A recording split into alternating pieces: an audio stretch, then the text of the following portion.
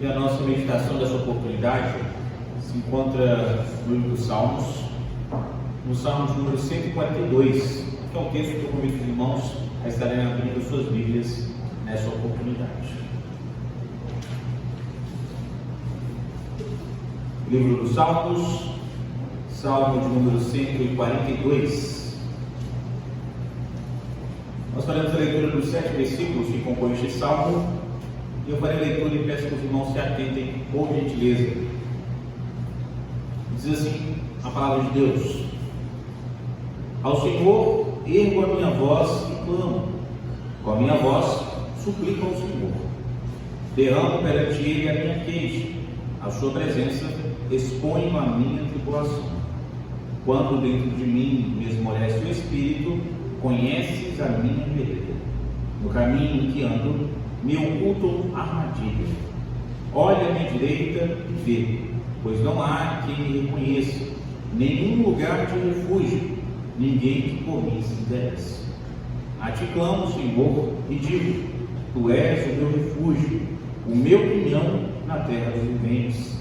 Atende o meu clamor, pois me vejo muito fraco. Livra-me dos meus perseguidores, porque são mais fortes do que eu. Tira a minha alma do cárcere, para que eu dê graças ao teu nome. Os justos me odiarão quando me fizeres esse bem. Feche seus olhos, vamos orar ao Senhor, vamos pedir que Ele fale aos nossos corações. Santíssimo Deus, eterno Pai, nós acabamos de ler a Sua palavra, e nesse instante o nosso clamor ao Senhor é para que fale profundamente a nós. Que cada um de nós receba uma porção adequada daquilo que o Senhor sabe que precisamos, daquilo que será ministrado nessa noite, Pai. Que a Sua palavra seja pregada, seja ministrada a nós de forma adequada e fiel, Pai. E que nós, edificados para a honra e glória do Seu nome, possamos viver para a glória do Senhor. Em nome de Cristo Jesus, que nós oramos e agradecemos hoje e sempre. Amém. Meus queridos, todo ser humano já passou, está passando ou irá passar por algum tipo de problema. O que unifica toda a raça humana, além do pecado, é com certeza problemas. O que diferencia um problema do outro é a forma com a qual nós resolvemos, com a qual nós lidamos com essa situação. Muitas pessoas se veem num problema tão grande, em uma situação tão difícil, que se sentem incapazes de resolver. Então, diante disso, cruzam os braços e ficam cada vez mais desesperados com a solução e não conseguem encontrar de forma nenhuma. Estão desanimados, sofrendo calados, porque entendem que ninguém, nada, opção alguma, pode dar um jeito na situação que estão vivendo. E justamente por sofrerem calados, aumentam o problema, multiplicam os problemas que possuem.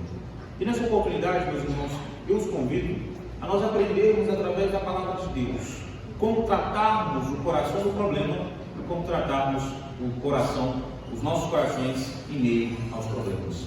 Como confiar no Senhor em meio às nossas dificuldades, em meio às nossas adversidades, pode nos trazer ricos benefícios. O Salmo de número 42, ele é um salmo que narra um momento particular da vida de Davi, o autor deste salmo. Davi ele estava mais uma vez fugindo de Saul, mas nesse episódio em específico, ele estava fugindo de Saul e estava se refugiando em uma caverna. Saul entra para se aliviar naquela caverna e Davi então tem a oportunidade ímpar na sua vida. Ele podia ceifar a vida de Saul e acabar com todos os seus problemas. E diante disso, como nós vemos narrado no 1 Samuel 22 e 23, ele só corta a orla da veste de Saul, se apresenta a ele e mostra tudo o que estava passando ali. É um momento de demonstração de muita confiança, de muita força deste homem, pelo menos a parte de fora da caverna. Este salmo, o salmo de número 142, ele tem um paralelo muito interessante no salmo de número 57, que mostra um Davi muito forte, um Davi muito corajoso, muito seguro. Mas o 142 mostra um homem frágil, desesperado, temeroso, com medo realmente, porque estava numa caverna, com aquele que desejava tirar a sua vida. Ele estava num local que ele não poderia fugir, com aquele que desejava a todo custo tê-lo em suas mãos. E é diante disso, meus irmãos, que nós vemos que este salmo, ele é na verdade uma oração de Davi a Deus, na qual ele expõe o mais profundo do seu coração, pedindo a Deus por misericórdia, pedindo a Deus por socorro, pedindo a Deus que se atente à sua vida. O fato dos termos verbais estarem no presente, não no passado, demonstram que este homem estava então fazendo essa oração a Deus. Não era algo que ele estava narrando, mas algo que ele estava vivenciando.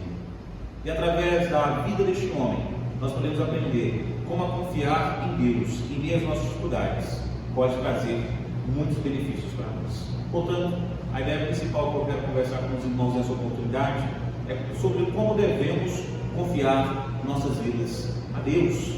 Nós vamos ver algumas áreas das nossas vidas que são indispensáveis de nós confiarmos a Deus. A começar pelos versículos de 1 a 3, até a parte A, diz o seguinte: ao Senhor ergo a minha voz e clamo, com a minha voz suplico ao Senhor, derramo perante Ele a minha queixa, a sua presença exponho a minha tribulação. Quando dentro de mim me esmorece o espírito, conheces a minha vereda. A primeira área das nossas vidas, meus irmãos, que precisamos confiar em Deus, principalmente em meio às adversidades, são os nossos sentimentos. É muito interessante observarmos o efeito que desabafar produz em nossos corações. Eu não sei se você já teve que carregar alguma coisa muito pesada, mas depois que você se livra dessa coisa, quando você chega onde deve descansar essa coisa, parece que aquele negócio era muito mais pesado, e agora você se sente leve, capaz realmente de estar carregando uma coisa pesada de novo, mas leve, muito aliviado por se livrar daquele peso. Desabafar, tirar o peso do coração, tem o mesmo efeito para nós seres humanos, meus irmãos. É por isso que é bem interessante nós estarmos entendendo que quando nós procuramos um amigo para estarmos desabafando, para estarmos expondo os nossos sentimentos, expondo aquilo que se passa em nossos corações, nós estamos procurando estar tirando dos nossos corações um peso desnecessário. E os nossos versículos, os versículos de 1 a 3 até a parte A, nos falam exatamente sobre isso, sobre como nós devemos desabafar com aquele que realmente nos conhece, com aquele que realmente conhece a profundidade dos nossos sentimentos. Desabafarmos com Deus. Davi, como eu acabei de narrar, estava passando por um momento de muita necessidade. A sua necessidade se dava porque ele era fraco e seus inimigos eram fortes. Isso fica muito evidente, meus irmãos, quando no versículo de número 1 nós vemos duas palavras interessantes: ao Senhor ergo a minha voz e clamo. A palavra clamo completando o sentido de erguer, traz aqui um sentido muito importante para as nossas vidas. Erguer a voz no sentido de falar em alta voz, falar mais alto. Quando nós estamos realmente desesperados, quando nós estamos realmente muito aflitos, nós precisamos de alguma coisa para nos dar segurança, e quando parece que não chega, nós vamos cada vez mais falando alto, cada vez mais expondo o quão desesperados nós estamos. E a gente diz que este homem ergue a sua voz, apresenta diante do Senhor aquilo que se passa na sua vida. Ele está contando ao Senhor tudo aquilo que estava trazendo desespero, desassossego à sua alma.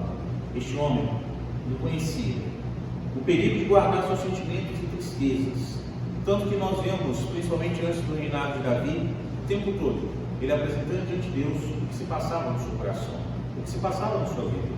Dessa forma, quando nós vemos aqui o verbo hebraico etzan, traduzido por suplicar, aplicado aqui no sentido de apelo à bondade, nós percebemos que este homem realmente já tinha pensado todos os meios possíveis para resolver a situação e não tinha encontrado. Então, ele se volta a Deus e com toda a sua força, com todo o seu ânimo, com todo o seu fervor, ele apresenta a Deus o que estava turbulando, trazendo turbulência ao seu coração, o que estava tumultuando os seus pensamentos. A necessidade era grande e por isso a demonstração de necessidade é ainda maior.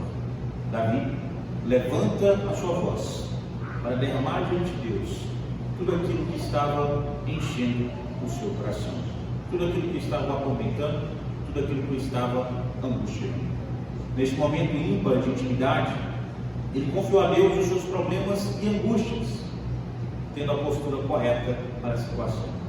Ao invés de reclamar a Deus porque estavam acontecendo tantas coisas com ele, ele aproveita a oportunidade que tinha para estar diante do Senhor, apresentando a situação e clamando por socorro.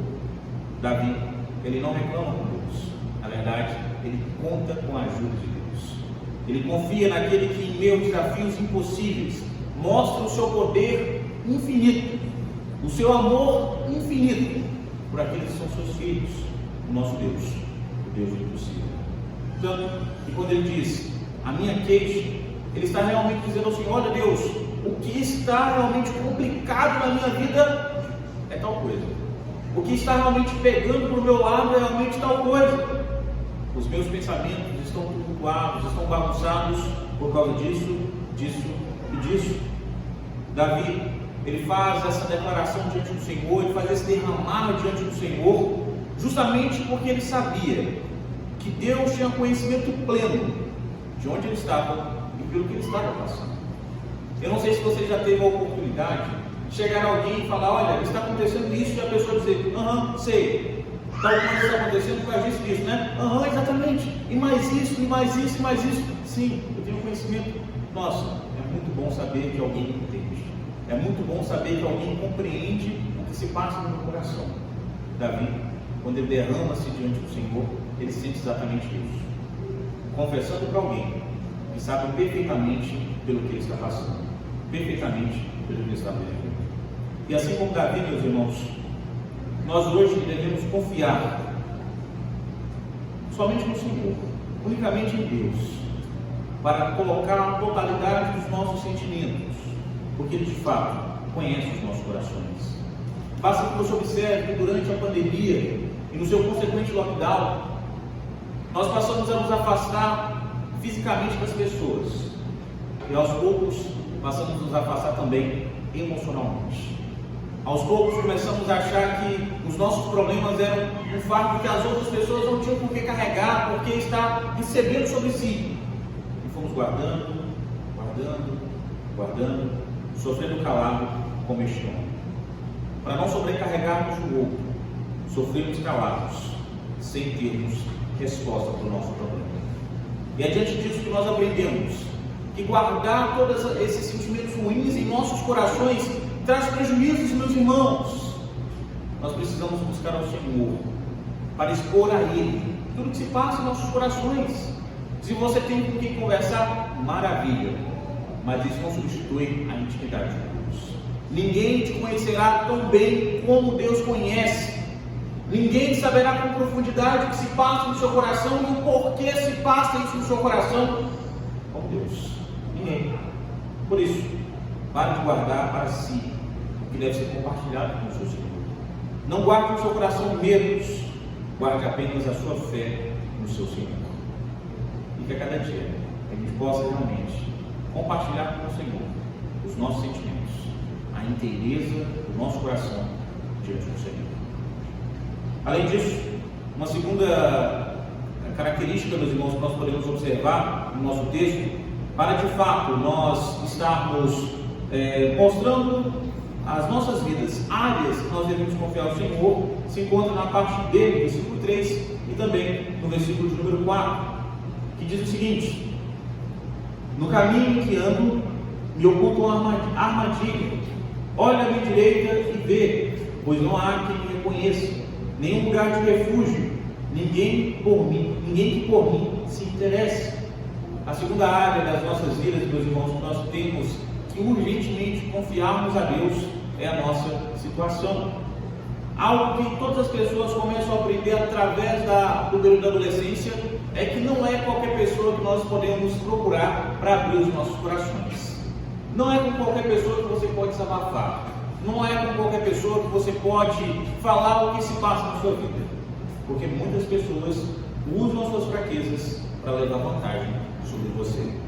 E justamente por causa desse pensamento, muitas pessoas começam a não querer compartilhar com ninguém. E vão guardando para si, até o ponto que ficam angustiadas, ficam realmente amedrontadas diante do menor dos problemas, porque os seus corações estão afogados na quantidade absurda de medo, angústia e temor que traz. É diante disso, meus irmãos, que nós entendemos que compartilhar os nossos sentimentos é importante, principalmente diante do Senhor. Precisamos desabafar, precisamos contar a alguém a nossa situação, precisamos contar a alguém que realmente se interesse o que está passando em nossas vidas, pelo que nós estamos passando. É exatamente o que nós vimos Davi fazendo aqui. Ele possuía a plena convicção que Deus conhecia o seu caminho e tudo que se passava na sua vida.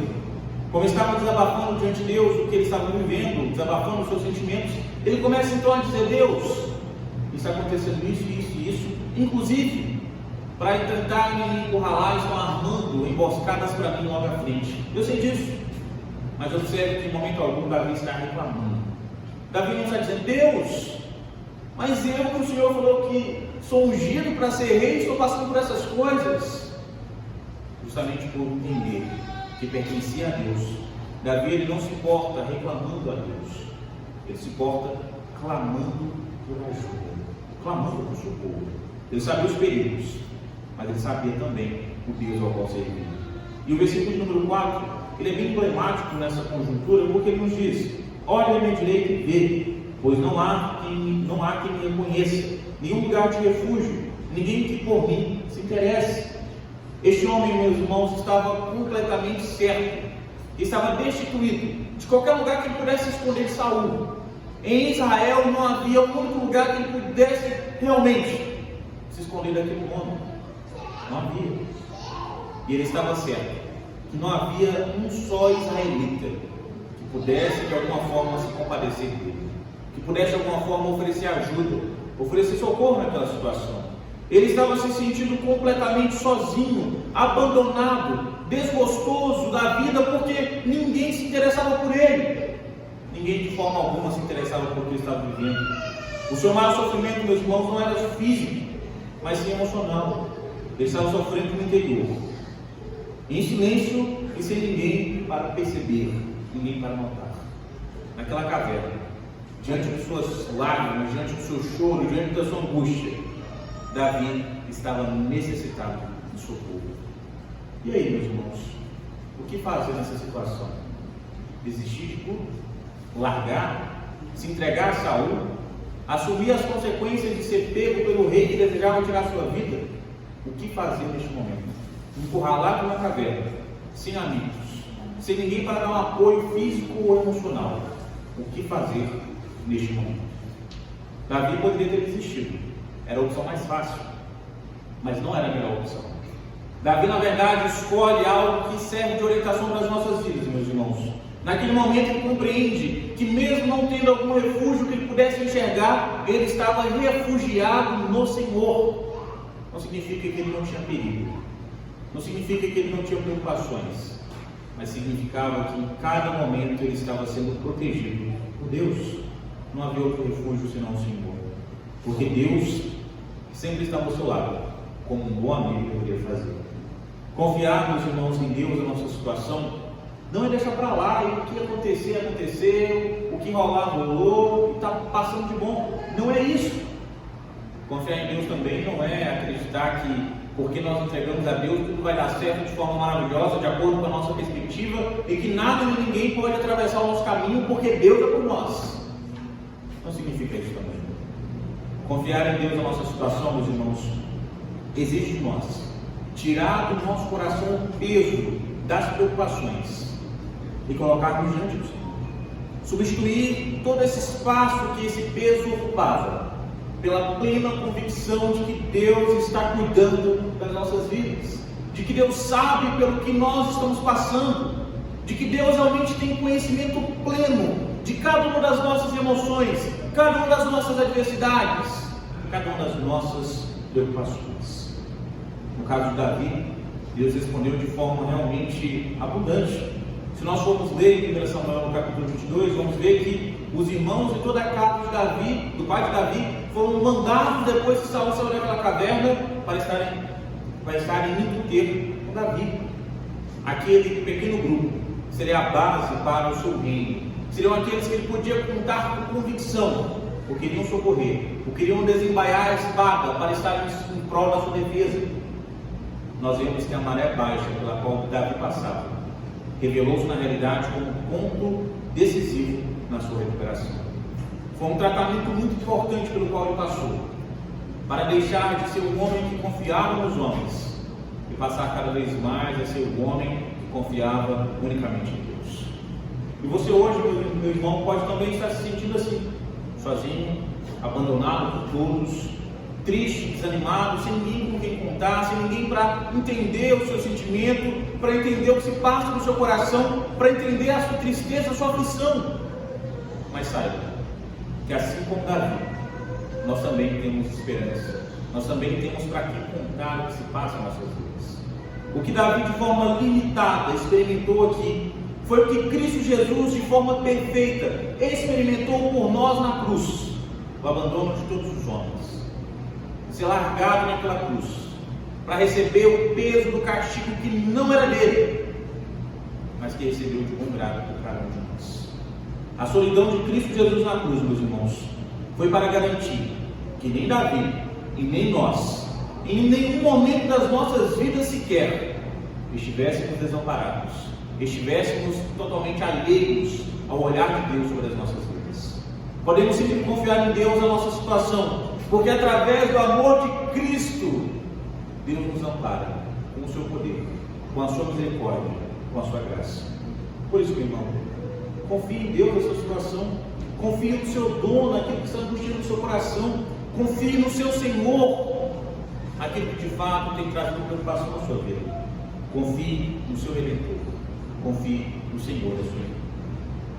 E por último, mas não menos importante, nós temos a terceira e última área das nossas vidas que precisamos confiar ao Senhor, nos versículos de 5 a 7, que diz: a ti clamo, Senhor, e digo: tu és o meu refúgio, o meu quinhão na terra dos viventes. Atende o meu clamor, pois me vejo muito fraco. Livra-me dos meus perseguidores, porque são mais fortes do que eu. Tira a minha alma do cárcere, para que eu dê graças ao teu nome. Os justos me rodearão, quando me fizeres esse bem. A terceira área que nós precisamos confiar nas nossas vidas ao Senhor é as nossas petições, os nossos pedidos. Com certeza, principalmente por você morar no Distrito Federal, você teve algum problema em alguma repartição pública, com certeza. E aí você teve que ir lá resolver. E ouviu com certeza também a frase padrão da maioria dos funcionários, que é: não sou eu, é um sistema. Desculpa, mas não posso fazer nada por você. E aí depois de esperar 2, 3 horas na fila, ouvir isso deixa a gente muito desgostoso, né? E aos pouquinhos a gente vai entendendo como é que funciona esse sistema, e a gente começa a resumir bastante a nossa conversa com quem não pode nos ajudar, para quando chegar na pessoa que pode dar um jeito na situação, aí sim a gente derramar o pedido, a explicação do porquê a gente precisa e o que a gente precisa. Os nossos versículos, que nós acabamos de ler, no versículo 5 ao 7, ele nos mostra exatamente isso, a respeito de não reclamarmos com quem não pode nos ajudar, mas colocarmos diante do Senhor a totalidade da nossa necessidade, pedirmos a Ele para que nos ajude em meio à nossa adversidade. Após Davi declarar que Deus era o seu refúgio, que Deus era a sua segurança, que Deus era aquele que realmente se portava com ele, agora ele está apresentando diante do Senhor a sua convicção de que Deus realmente é o seu sustentador. Ele estava muito abatido, meus irmãos, em razão dos seus perseguidores, porque eles eram muito mais poderosos do que Davi. Para você entender, Saul era o rei e Davi era o inimigo público de Israel. Simples assim. Ele não tinha simplesmente o rei de Israel contra ele. Ele tinha Israel, na sua grande maioria, contra si. Então, onde ele estava, tinha gente que queria pegar ele para ganhar uma recompensa, para de alguma forma apresentar, para ganhar algum favor diante do rei. Ele estava muito desesperado, muito aflito, porque não tinha ninguém que pudesse ajudá-lo, ninguém que pudesse socorrer. E diante disso, Davi, ele estava sofrendo perseguição, como se fosse um animal. Estava sendo caçado por Saul, literalmente caçado. E se fosse pego, seria morto. Então a gente pensa: poxa, então ele está falando aqui que o cárcere dele é isso, que ele se sente então preso na caverna porque não tem para onde correr, como um animal, está realmente desesperado. Não, meus irmãos. O cárcere que Davi fala, o cárcere ao qual ele se refere, não era físico, mas unicamente emocional. Ele estava livre para vazar dali, para ir embora dali, com certeza. Mas o que o angustiava era a situação de ser perseguido, mesmo estando de local aberto. O problema não é o lugar, o problema era o seu perseguidor. Quando então ele se volta ao seu sustentador, a situação muda e muda muito. É muito similar, meus irmãos, o que o Davi sentia neste momento, ao que nós passamos quando estamos passando por algum problema muito grande. E a gente vai para casa depois de sair do trabalho e fica pensando naquilo, pensando, vai comer só engole, porque não tem como ter prazer no que está sendo degustado, porque a preocupação toma conta dos nossos corações. Nós vamos nos deitar e o sono foge de nós, porque a preocupação vem e fica martelando. A gente não consegue se livrar disso. É como se se sentisse enclausurado, preso, dominado, é como se tivesse grilhões em nossas mãos, em nossas pernas, nos impedindo realmente de estarmos livres. Nada físico nos prende, mas pela preocupação demasiada, nós nos sentimos encarcerados. Essa era a situação que Davi se encontrava. Ele se sentia preso por causa dos seus pensamentos. E aí, então, no versículo de número 5, ele chega e diz: Senhor, ouve o que está passando na minha vida. Eu já não sei mais o que fazer. Senhor, a Ti eu clamo. Nós observamos, meus irmãos, a petição de Davi não consistia em uma ordem, mas em um pedido. O homem que foi considerado segundo o coração de Deus nos ensina a orar, não exigindo, mas clamando, pedindo de forma humilde ao Senhor. Não é uma ordem, é um pedido. Não é uma lista de instruções como Deus deve agir. É um pedido desesperado por socorro, por ajuda em um momento de extrema necessidade. Então, ele pede socorro a Deus e explica o porquê ele precisa desse socorro. As 3 últimas frases do nosso texto dão uma postura diferente do nosso texto. Observe: tira minha alma do cárcere, para que eu dê graça ao teu nome, os justos me rodearão quando me fizeres esse bem. Muda esse tema dramático que Davi estava vivendo, para passar agora para um momento de serenidade, de refresco para a vida deste homem. A presença de Deus coloca tudo no eixo, meus irmãos. A presença de Deus faz com que este homem angustiado agora estivesse completamente amparado, seguro. É um contrabalanceamento de todo o sofrimento que ele tinha enfrentado, para agora estar recebendo o refresco, o refrigério para o seu coração, para os seus pensamentos.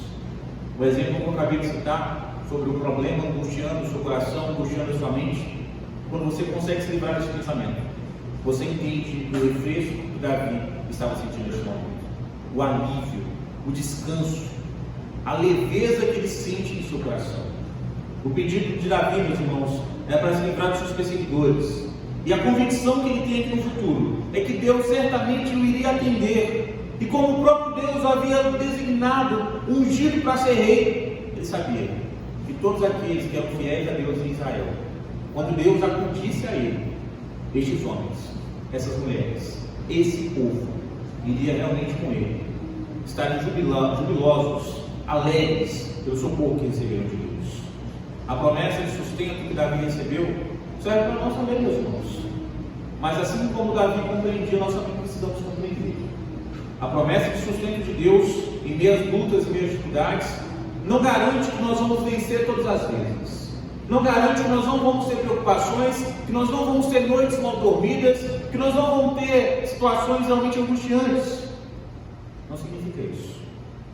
Significa que em cada momento Deus estará aqui em uma das nossas vidas, para em primeiro lugar ser glorificado e em segundo lugar nós sermos beneficiados. É bem similar a uma criança se voltando ao seu pai pedindo algo que deseja muito, e chega ao seu pai toda sem jeito ali, pedindo: pai, eu quero isso aqui por causa disso, daquilo outro, eu sei que está difícil a situação, mas se puder, me dá. A criança não sabe se vai receber, mas sabe que o pai vai atender, que o pai vai receber a sua petição. Não sabe se vai ser atendida, mas sabe que não vai ser rejeitada a sua petição de forma nenhuma. A criança sabe que, independente da resposta do pai, é o que é o melhor para ela naquele momento. E para nós, meus irmãos, quando nos voltamos a Deus, quando apresentamos a Deus, confiamos a Ele a nossa petição, o nosso pedido, a nossa convicção deve ser a mesma dessa criança. Convictos de que a nossa petição não será rejeitada por Deus, ela será recebida. Não será atendida exatamente como nós queremos, mas será atendida para a glória de Deus e para o nosso bem. Por isso, meu irmão, volte ao Senhor em humildade e peça diretamente ao seu provedor o atendimento da sua necessidade, confiando que, independente da resposta dele, será adequado para a sua vida, será o melhor para a sua situação. E que em cada momento das nossas vidas, independente qual seja o nosso drama, independente qual seja a nossa aflição, independente qual seja a nossa batalha do momento, que nós confiemos a Deus, diante do nosso Senhor, a nossa petição, a nossa situação e os nossos sentimentos. Que nós confiemos que Ele está no controle de todas as coisas e que nós, como seus servos, também estamos debaixo do seu governo, debaixo da sua direção, debaixo da sua proteção. E que o seu coração, a partir dessa noite, se alivie no Senhor, se alivie no seu sustentador, no seu provedor, e experimente uma vida confiada exclusivamente em Deus, hoje e para todo sempre. Amém. Feche seus olhos, quero orar por você nesse instante. Apresente diante do Senhor a sua preocupação, o seu problema, a sua adversidade. Peça a Ele para te ajudar a se sentir mais aliviado, acalentado pelo Senhor nessa oportunidade.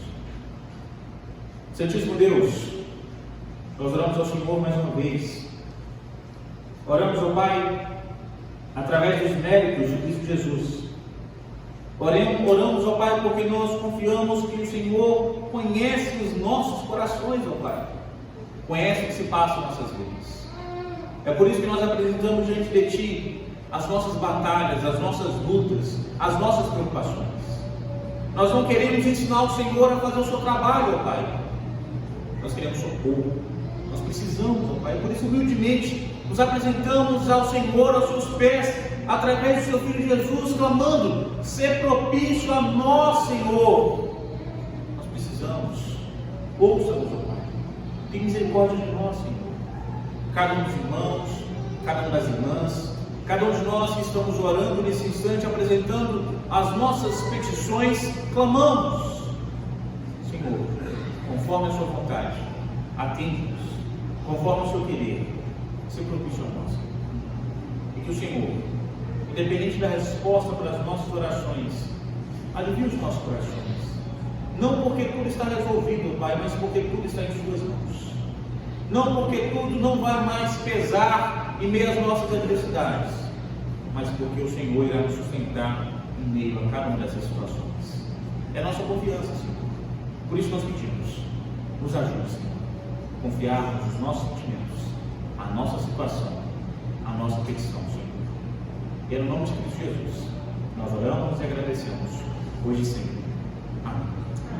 Amém, meus irmãos. Deus abençoe, hoje e sempre. Amém.